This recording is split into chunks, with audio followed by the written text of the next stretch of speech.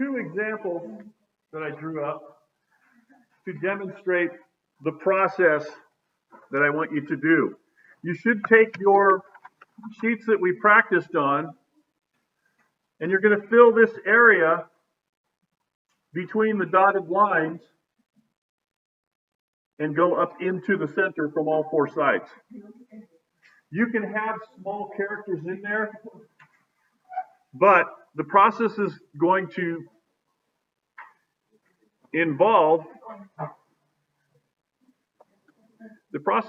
involve transferring it, but we're going to transfer it in a different way this time.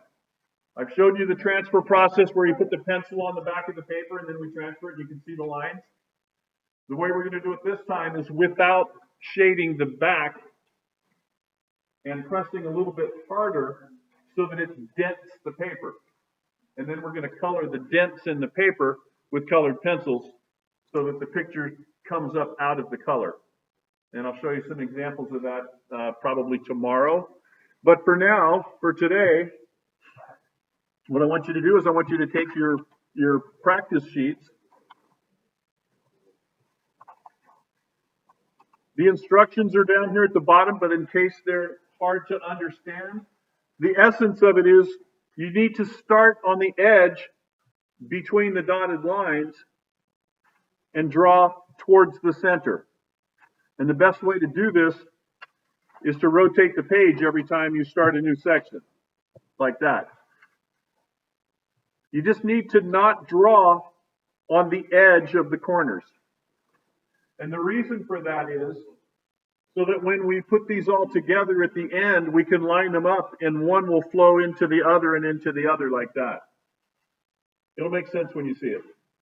Okay, and I do have some samples that I can put on Google Classroom for that.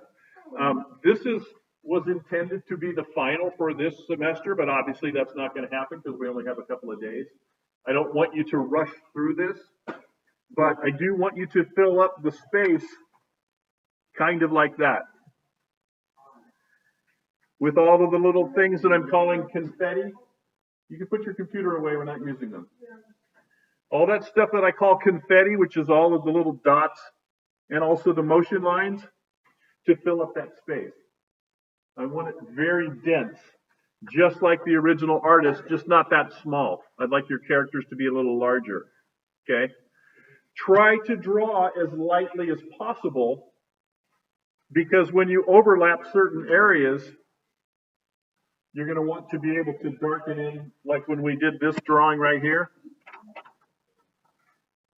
Actually, this is another class, but when we did this drawing right here, as long as you draw lightly, when this character goes through this character and you darken in the lines, then you can see what the actual drawing's going to end up looking like. So while you're laying it out, try and draw as lightly as possible.